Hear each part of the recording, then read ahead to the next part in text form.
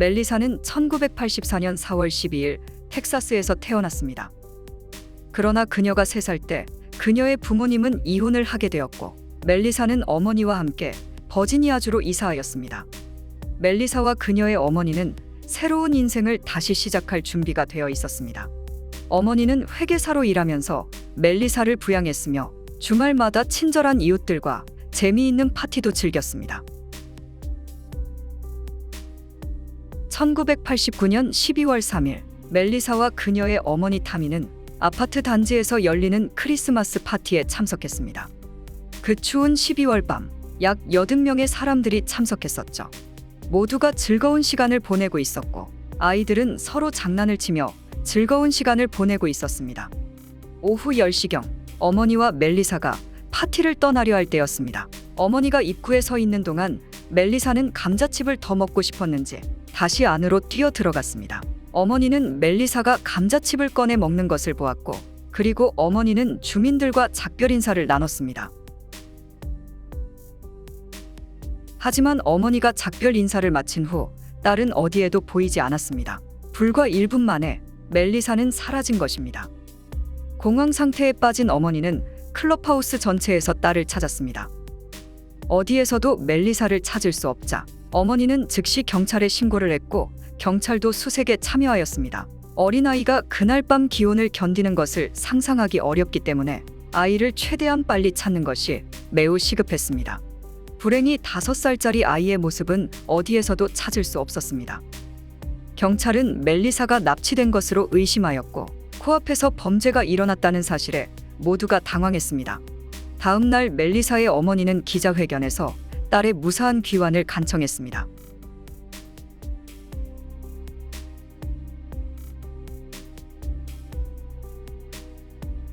경찰과 자원봉사자 및 300명 이상의 군인이 신속하게 멜리사 수색 작업에 동원되었습니다.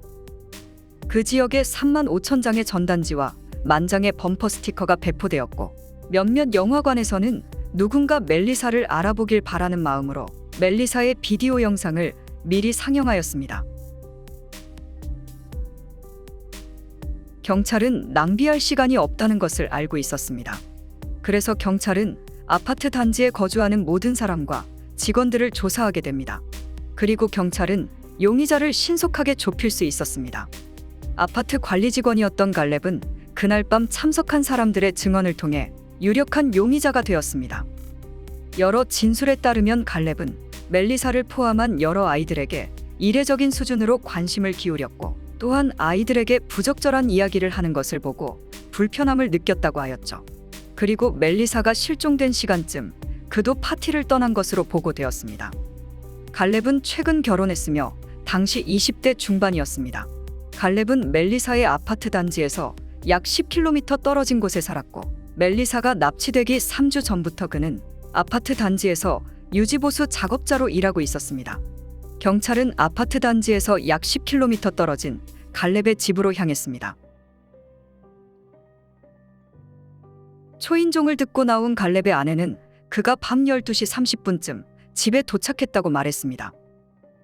경찰은 갈렙이 불과 10km 떨어진 자신의 집으로 돌아가는데 거의 3시간이 걸린 것을 이해할 수 없었습니다. 경찰은 갈렙에게 파티를 떠난 후 어디 있었는지 물었고 갈렙은 파티에 나온 후 맥주 6팩을 마시고 집에 돌아왔다고 말했죠. 또한 갈렙은 그날 집에 돌아오자마자 옷과 운동화 그리고 허리띠와 칼집을 세탁했습니다. 말할 필요도 없이 칼은 어디에도 없었습니다. 추운 12월 밤 12시 30분에 세탁을 한다는 것은 상식적이지 않았죠. 경찰은 그에게 집에 오자마자 세탁한 이유를 묻자 그는 좋은 옷이 이것뿐이라고 말했고 또 다음 날 출근하려면 같은 옷을 입어야 해서 바로 세탁을 했다고 말했습니다. 그렇게 옷에 있었을지도 모르는 흔적은 사라져 버렸습니다. 갈렙의 수상한 행동과 뻔뻔함 때문에 경찰은 그를 신문하기 위해 데려갔습니다. 그를 몇 시간 구금했지만 결과는 아무것도 얻을 수 없었습니다. 심지어 자신의 유죄를 증명해보라며 경찰관들에게 도전하였죠. 안타깝게도 경찰은 증거가 없었고 갈렙을 놓아주어야 했습니다. 하지만 경찰은 2가지를 확신했습니다. 멜리사는 그날 납치되었고 갈렙이 어떤 식으로든 연결되어 있다는 것을 말이죠. 경찰은 갈렙을 체포할 수 있는 방법이 많지 않다는 것을 알고 있었습니다. 경찰은 갈렙의 이력을 조사했고 한 가지 정보를 알아냈습니다. 멜리사가 납치되었을 때 갈렙은 자동차 절도 사건으로 보호관찰을 받고 있었죠. 그리고 그는 보호관찰 조건을 위반한 상태였습니다. 그래서 판사는 집행유예를 취소하고 갈렙을 8개월 동안 감옥으로 돌려보냈습니다. 그로 인해 경찰은 충분한 시간을 갖게 되었습니다. 경찰은 갈렙의 차로 눈길을 돌렸고 멜리사와 연결할 수 있는 단서가 있는지 확인했습니다. 경찰은 증거를 수집하기 위해 갈렙의 자동차에 루미노를 뿌렸습니다. 핸들과 페달, 그리고 바닥 매트에서 혈흔이 드러났습니다. 혈액은 DNA 분석을 위해 채취되었지만 표본이 충분하지 않아 결과는 좋지 않았습니다. 그러나 수사팀은 포기하지 않았습니다. 갈렙의 차에는 대부분 개의 털이었지만 토끼털 3가닥과 한 가닥의 금발 머리카락을 발견하였죠. 조사 결과 토끼털은 어머니의 코트였고 금발의 머리카락은 멜리사의 것이었습니다. 하지만 이 2가지 증거를 가지고는 충분하지 않았습니다. 분명히 갈렙은 파티에서 어머니와 멜리사를 스쳐 지나가다 옮겨졌을 것이라고 주장할 것이 뻔했기 때문이었습니다. 다행히 또 다른 증거가 나오게 되었고 이제 갈렙은 막다른 골목에 갇히게 됩니다. 갈렙의 차의 조수석에서 파란색과 빨간색의 섬유를 발견하였죠. 빨간색 섬유는 일반적인 섬유였지만 파란색 섬유는 매우 희귀한 아크릴 섬유였습니다. 실종 당일 멜리사는 파란색 스웨터와 빨간색 체크무늬 치마를 입고 있었죠. 수사관들은 갈렙의 차에서 발견된 파란색 섬유를 분석하기 위해 파란색 스웨터를 찾았지만 그 옷은 이미 몇 달 전에 매진된 옷이었습니다. 운이 좋게도 1년 전 이 의상을 구입한 켄터키주의 고객을 찾았습니다.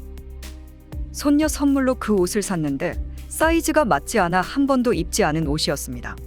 조사 결과 파란색 스웨터는 시그니처 염료를 사용해 특허를 냈고 7,000장의 스웨터를 생산할 때 단 한 번만 사용했었죠.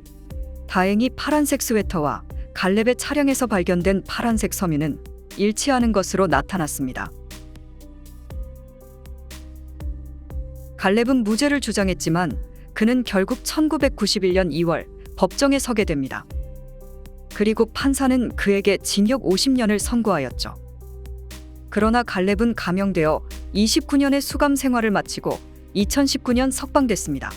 현재 53세의 그는 성범죄자로 등록돼 버지니아주 린치버그에 살고 있다고 합니다. 그리고 지금도 갈렙은 자신의 무죄를 주장하고 있습니다. 아쉽게도 이 사건의 범인은 자유인이 되었고 그리고 멜리사는 여전히 행방불명 상태입니다. 시청해주셔서 감사합니다.